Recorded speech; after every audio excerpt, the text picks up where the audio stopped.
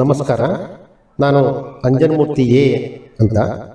ನಾನು ಶ್ರೀ ಬೈಲಾಂಜನೇಯ ಸ್ವಾಮಿ ಪ್ರೌಢಶಾಲೆ ಬೈರಚಟ್ಟಹಳ್ಳಿ, ನೆಲಮಂಗಲ ತಾಲೂಕು, ಬೆಂಗಳೂರು ಗ್ರಾಮಾಂತರ ಜಿಲ್ಲೆ ಇಲ್ಲಿ ಮುಖ್ಯ ಶಿಕ್ಷಕನಾಗಿ ಕಾರ್ಯನಿರ್ವಹಿಸ್ತಾ ಇದ್ದೇನೆ.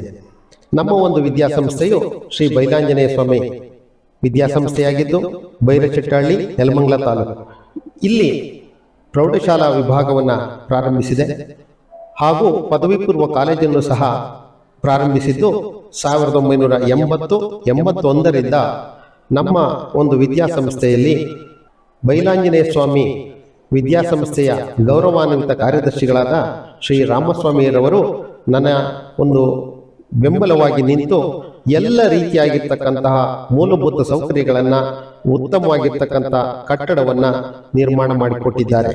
ಹಾಗೂ ಬೇಸಿಗೆ ಶಿಬಿರಗಳನ್ನು ಮಾಡುವುದರ ಮೂಲಕ ನಮ್ಮಲ್ಲಿ ಕೌಶಲ್ಯ ತರಬೇತಿ ಕಾರ್ಯಕ್ರಮಗಳನ್ನು ಸಹ ಹಮ್ಮಿಕೊಂಡಿದ್ದೇವೆ.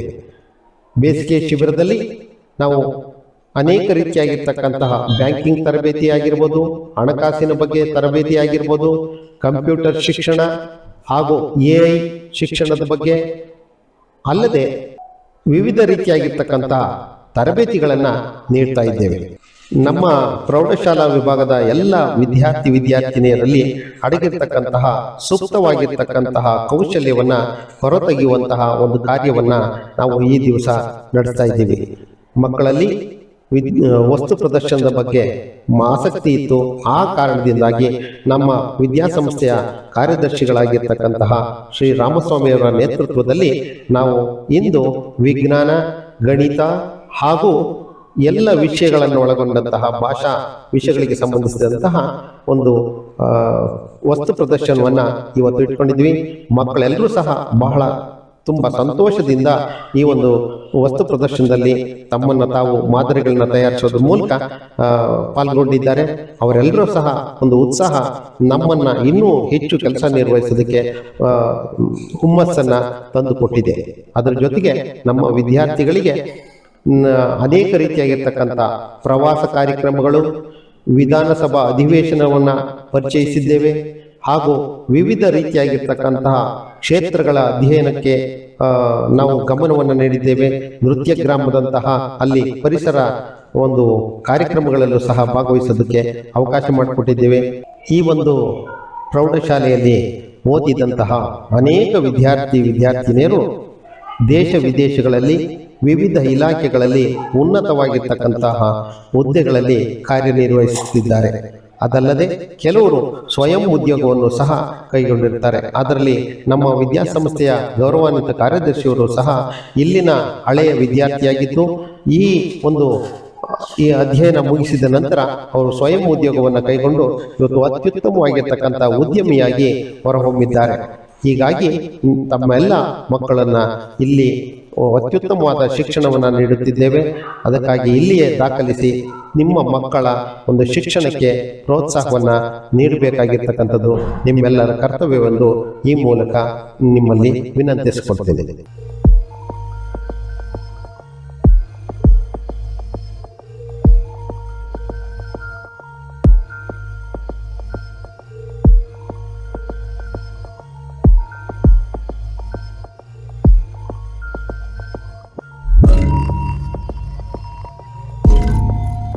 ಹಾಯ್, ನನ್ನ ಹೆಸರು ಸೌಂದರ್ಯ. ನಂದು ಇದೇ ಬೈಚಟ್ಟಹಳ್ಳಿಲೇ ನಾನು ಓದಿದ್ದು. ಮತ್ತೆ ಈ ಬೈಲಾಂಜನೇಯ ಸ್ವಾಮಿ ಹೈಸ್ಕೂಲಲ್ಲೇ ನಾನು ಹೈಸ್ಕೂಲ್ನ ಮುಗಿಸಿದ್ದು. ಈಗ ಸೈಕಾಲಜಿಸ್ಟ್ ಆಗಿ ವರ್ಕ್ ಮಾಡ್ತಾ ಇದ್ದೀನಿ. ಸೊ ನಮ್ಮ ಸ್ಕೂಲ್ ನಮಗೆ ತುಂಬಾ ಒಂದು ಒಳ್ಳೆ ವಿದ್ಯಾನ ಕೊಟ್ಟಿದೆ. ಸೊ ನಾವಿರುವಾಗಿಂದ ಈಗ ನೋಡಿದ್ರೆ ತುಂಬಾ ಡಿಫ್ರೆನ್ಸ್ ಇದೆ. ನಾವಿರುವಾಗ ಜಸ್ಟ್ ನಮ್ಗೆ ಅಷ್ಟೊಂದು ಫೆಸಿಲಿಟೀಸ್ ಇರಲಿಲ್ಲ. ಮತ್ತೆ HM ಆದ್ಮೇಲೆ ತುಂಬಾ ಮಕ್ಕಳಿಗೆ ಏನೇನ್ ಬೇಕೋ ಅದನ್ನ ಉಪಯೋಗ ಮಾಡ್ಕೊಡ್ತಾ ಇದ್ದಾರೆ. ಸ್ಮಾರ್ಟ್ ಬೋರ್ಡ್ ಆಗಿರ್ಬೋದು, ಸೈನ್ಸ್ ಎಕ್ಸಿಬಿಷನ್ ಡೇ ಆಗಿರ್ಬೋದು, ಮತ್ತೆ ಮೆಂಟಲ್ ಹೆಲ್ತ್ ಕ್ಲಾಸಸ್ ಆಗಿರ್ಬೋದು, ಕಂಪ್ಯೂಟರ್ ನಾಲೆಡ್ಜ್ ಆಗಿರ್ಬೋದು, ಮಕ್ಕಳಿಗೆ ಬೇಸಿಕ್ ಎಲ್ಲಿಂದ ಬೇಕು. ನಾವೆಲ್ಲ ಓದ್ಬೇಕಿದ್ರೇನೆ ನಾವು MS ಅಥವಾ ಡಿಗ್ರಿಲಿ ನಾವು ಕಂಪ್ಯೂಟರ್ ಎಲ್ಲ ಕಲ್ತಿತ್ತು. ಆದ್ರೆ ಇವಾಗ ಈ ಸ್ಕೂಲಲ್ಲಿ ಮಕ್ಕಳಿಗೆ ಎಲ್ಲ ಈಗಿಂದಾನೇ ಹೇಳ್ಕೊಡ್ತಾ ಇದ್ದಾರೆ. ಇದರಿಂದ ಮಕ್ಳಿಗೆ ತುಂಬಾ ಹೆಲ್ಪ್ ಆಗುತ್ತೆ. ಮತ್ತೆ ನಮ್ಮ ಸ್ಕೂಲ್ ಅಂದ್ರೆ ನಮ್ಗೊಂಥರ ಹೆಮ್ಮೆ ಅನ್ಸುತ್ತೆ. ನಂಗೆ ನಮ್ಮ ಸ್ಕೂಲಲ್ಲಿ ಓದಿರೋದು ತುಂಬಾ ಹೆಮ್ಮೆ ಇದೆ. ಅಂತ ಟೀಚರ್ಸ್ ಜೊತೆ ಓದಿರೋದು ಕೂಡ ನಂಗೆ ತುಂಬಾ ಹೆಮ್ಮೆ ಅನ್ಸುತ್ತೆ. ಮತ್ತೆ ನಾವ್ ಯಾವಾಗ್ಲೇ ಬಂದು ಕೇಳಿದ್ರು ಓಲ್ಡ್ ಸ್ಟೂಡೆಂಟ್ ಆಗಿ ಒಂದು ಪ್ರೋಗ್ರಾಮ್ ಮಾಡ್ತೀವಿ ಸರ್, ಅಥವಾ ಇನ್ನೇನೋ ಒಂದು ಮಕ್ಳಿಗೆ ಹೆಲ್ಪ್ ಆಗೋ ತರ ಮಾಡ್ತೀವಿ ಅಂದ್ರೆ ಅದನ್ನು ಕೂಡ ಸಡನ್ ಆಗಿ ಪರ್ಮಿಷನ್ ಕೊಡಲ್ಲ, ಅದು ಮಕ್ಳಿಗೆ ಯೂಸ್ ಆಗುತ್ತಾ ಇಲ್ವಾ ಅಂತ ತಿಳ್ಕೊಂಡು ಆಮೇಲೆ ಮಕ್ಳಿಗೆ ಅದಕ್ಕೆ ಪರ್ಮಿಷನ್ ಕೊಡ್ತಾರೆ. ಸೊ ತುಂಬಾ ಚೆನ್ನಾಗಿದೆ ಸರ್, ನಂಗೆ ತುಂಬಾ ಖುಷಿ ಆಗುತ್ತೆ ನಾನು ಈ ಸ್ಕೂಲಲ್ಲಿ ಓದ್ತಾ ಇದ್ದೀನಿ ಅಂತ. ಸೊ ಮ್ಯಾನೇಜ್ಮೆಂಟ್ ಅವರು ಕೂಡ ಅಷ್ಟೇ, ಮೊದಲು ನಮಗೆ ಕ್ಲಾಸ್ ರೂಮ್ ಫೆಸಿಲಿಟೀಸ್ ನೀವು 2016 ಅಥವಾ ಅದರಿಂದ ಬ್ಯಾಚ್ ನೋಡಿರ್ಬೋದು ಹೇಗಿತ್ತು ಅಂತ.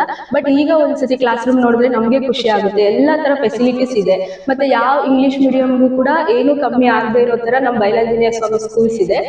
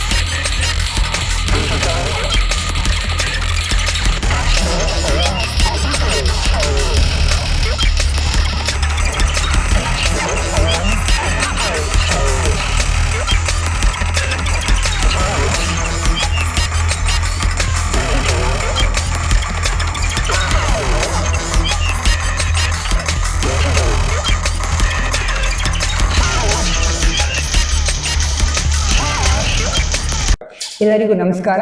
ನನ್ನ ಹೆಸರು ಪ್ರದೀಪ್ ಅಂತ. ನಾನು ಇದೇ ಶಾಲೆಯಲ್ಲಿ 8, 9, 10ನೇ ತರಗತಿ ಹಾಗೂ ಪ್ರಥಮ PUC, ದ್ವಿತೀಯ PUCಯಲ್ಲಿ ವ್ಯಾಸಂಗ ಮಾಡಿದ್ದು.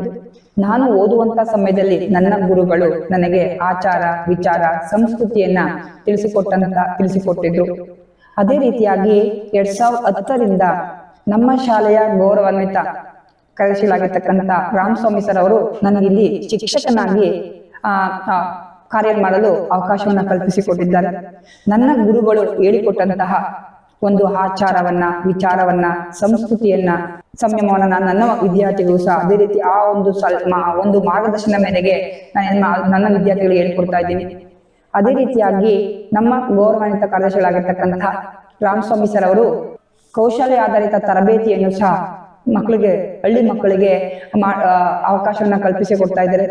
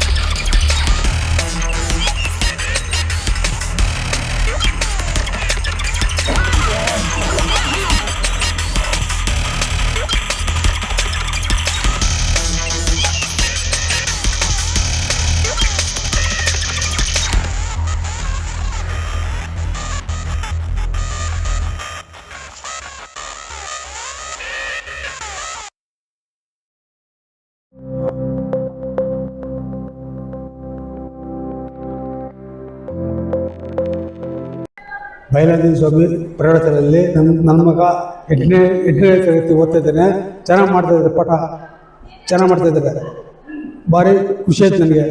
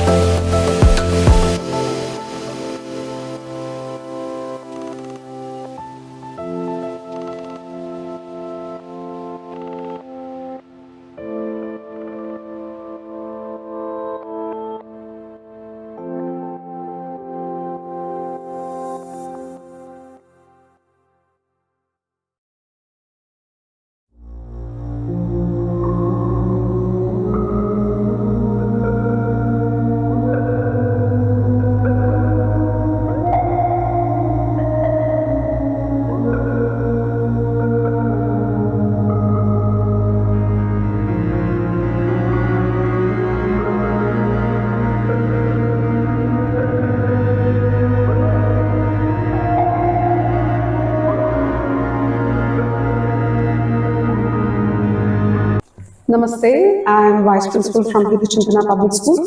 Today I am here at Bailanjanaya Swami High School, and the very special thing is that today the students of Bailanjanaya High School have performed a science expo, which is very important for all the school students. What is the importance of science expo? This is the platform where a school is giving an opportunity for the children to bring that creativity in their mind, to bring that innovation in their mind, in their act, in their actions. So today I witnessed majority of the students taking the responsibility and expressing and experimenting on different concepts of science, mathematics and language, where they have shown their improvements in the field of presentation and they have displayed the creativity, whatever the topic they are good at. And I'm so happy to say that the students of Bailanjanaya High School have given their best, and this is the platform that we have to create for our younger generation to bring that positiveness, to overcome the fear and to motivate them confidently to deliver anything which they can. Thank you. Good afternoon everyone. My name is Tandini. I am studying in 10th standard. ನಮ್ಮ school name ಬಂದ್ಬಿಟ್ಟು ಶ್ರೀ ಬೈಲಾಂಜನೇಯ ಸ್ವಾಮಿ high school ಅಂತ. ಈ ಸ್ಕೂಲಿಗೆ ಸೇರಿದ್ರಿಂದ ನಮಗೆ ತುಂಬಾ help ಆಗಿದೆ, ಮತ್ತೆ teachers ಎಲ್ಲ ತುಂಬಾ ಸಪೋರ್ಟ್ ಮಾಡ್ತಾ ಇದ್ದಾರೆ. ಟೀಚರ್ಸ್ ಸಪೋರ್ಟ್ ಇಂದ ನಾನು ಈ ಮಾಡೆಲ್ ನ ಮಾಡಿದ್ದೀನಿ. ಮಾನವನ ಮೆದುಳು ಅಂತ. ಮಾನವನ ಮೆದುಳಿನಲ್ಲಿ 3 ಭಾಗ ಇರುತ್ತೆ. ಮುಮ್ಮೆದುಳು, ಮಧ್ಯದ ಮೆದುಳು ಮತ್ತೆ ಹಿಮ್ಮೆದುಳು ಅಂತ. ಮುಮ್ಮೆದುಳು ಬಂದ್ಬಿಟ್ಟು 2 ಭಾಗವನ್ನು ಹೊಂದಿದೆ, ಮಹಾಮಸ್ತಿಷ್ಕ ಮತ್ತೆ ಹೈಪೋಥಾಲಮಸ್ ಅಂತ. ಮಹಾಮಸ್ತಿಷ್ಕದ ಕಾರ್ಯ ಏನಂದ್ರೆ ಬುದ್ಧಿವಂತಿಕೆ, ಜ್ಞಾಪಕ ಶಕ್ತಿ, ಏನಾದ್ರೂ ನೋಡಲು ಮತ್ತೆ ಯೋಚನೆ ಮಾಡಲು ಆ ಕಾರ್ಯವನ್ನು ನಿರ್ವಹಿಸ್ತೈತೆ. ಹೈಪೋಥಾಲಮಸ್ ಅಂದ್ರೆ ದೇಹದ ಉಷ್ಣತೆಯನ್ನು ನಿಯಂತ್ರಿಸಲು ಮತ್ತೆ ನಿದ್ರೆ, ಅಪೇಕ್ಷೆ ಹಾಗೂ ಪಿಟ್ಯುಟರಿ ಗ್ರಂಥಿಯ ನಿಯಂತ್ರಣ ಮಾಡುತ್ತದೆ. ನೆಕ್ಸ್ಟ್ ಬಂದ್ಬಿಟ್ಟು ಮಧ್ಯದ ಮೆದುಳು. ಮಧ್ಯದ ಮೆದುಳು ಬಂದ್ಬಿಟ್ಟು ಹಿಮ್ಮೆದುಳಿನಿಂದ ಬಂದ ಮಾಹಿತಿಯ ಸಂಕೇತವನ್ನು ಮುಮ್ಮೆದುಳಿಗೆ ರವಾನೆ ಮಾಡುತ್ತದೆ. ಹಿಮ್ಮೆದುಳಲ್ಲಿ ಬಂದು 3 ಭಾಗಗಳಿದ್ದಾವೆ, ಪಾನ್ಸು, ಅನುಮಸ್ತಿಷ್ಕ ಮತ್ತೆ ಮೆಡುಲಾ ಅಂತ. ಪಾನ್ಸ್ ಬಂದ್ಬಿಟ್ಟು ಆಹಾರ ಜಿಗಿಯುವುದು, ಮುಖದ ಭಾವನೆಗಳನ್ನು ನಿಯಂತ್ರಿಸೋದು ಕಾರ್ಯವನ್ನ ಮಾಡ್ತೈತೆ. ಮಹಾಮಸ್ತಿಷ್ಕ ಬಂದು ನಡೆಯಲು, ಓಡೆಯಲು, ಜಿಗಿಯಲು, ಸ್ನಾಯುಗಳ ಹೊಂದಾಣಿಕೆಯನ್ನು ಮತ್ತೆ ದೇಹದ ಸಮತೋಲನತೆಯನ್ನು ಕಾಪಾಡುತ್ತದೆ. ಮೆಡುಲ ಬಂದ್ಬಿಟ್ಟು ರಕ್ತದ ಒತ್ತಡ ಮತ್ತೆ ಉಸಿರಾಟ, ಹೃದಯ ಬಡಿತ ಮುಂತಾದ ಕಾರ್ಯಗಳನ್ನು ನಿರ್ವಹಿಸುತ್ತದೆ. ಥ್ಯಾಂಕ್ಸ್. ನನ್ನ ಹೆಸರು ಲಕ್ಷ್ಮಿ. ನಾನು 9ನೇ ತರಗತಿಯಲ್ಲಿ ಓದುತ್ತಿದ್ದೇನೆ. ವರ್ಣಮಾಲೆ. ವರ್ಣ ಎಂದರೆ ಅಕ್ಷರ, ಮಾಲೆ ಎಂದರೆ ಗುಂಪು ಅಥವಾ ಸಮೂಹ ಎಂದರ್ಥ. ವರ್ಣಮಾಲೆ ಎಂದರೆ ಅಕ್ಷರ, ಮಾಲೆ ಎಂದರ್ಥ. ವರ್ಣಮಾಲೆಯಲ್ಲಿ ಪ್ರಮುಖವಾಗಿ 3 ವಿಧ. ಅವುಗಳೆಂದರೆ ಅಸ್ವಸ್ವರ, ಸ್ವರಗಳು, ವ್ಯಂಜನಗಳು, ಯೋಗವಾಹಕಗಳು. ಸ್ವರಗಳಲ್ಲಿ ಪ್ರಮುಖವಾಗಿ 3 ವಿಧ. ಅವುಗಳೆಂದರೆ ರಸ್ವಸ್ವರ, ದೀರ್ಘಸ್ವರ, ಪುತ್ತಲ್ಸ್ವರ. ರಸ್ವಸ್ವರ ಎಂದರೆ 1 ಮಾತ್ರ ಕಾಲದಲ್ಲಿ ಉಚ್ಚರಿಸಲ್ಪಡುವ ಅಕ್ಷರಗಳನ್ನು ರಸ್ವಸ್ವರ ಎನ್ನುವರು. ದೀರ್ಘಸ್ವರವೆಂದರೆ 2 ಮಾತ್ರ ಕಾಲದಲ್ಲಿ ಉಚ್ಚರಿಸಲ್ಪಡುವ ಅಕ್ಷರಗಳನ್ನು ದೀರ್ಘಸ್ವರ ಎನ್ನುವರು. ಪುತ್ತಲ್ಸ್ವರ 3 ಮಾತ್ರ ಕಾಲದಲ್ಲಿ ಉಚ್ಚರಿಸಲ್ಪಡುವ ಅಕ್ಷರಗಳನ್ನು ಪುತ್ತಲ್ಸ್ವರ ಎನ್ನುವರು. ರಸ್ವಸ್ವರದಲ್ಲಿ ಪ್ರಮುಖವಾಗಿ 6 ಅಕ್ಷರಗಳು ಕಂಡುಬರುತ್ತದೆ. ದೀರ್ಘಸ್ವರದಲ್ಲಿ ಪ್ರಮುಖವಾಗಿ 7 ಅಕ್ಷರಗಳು ಕಂಡುಬರುತ್ತದೆ.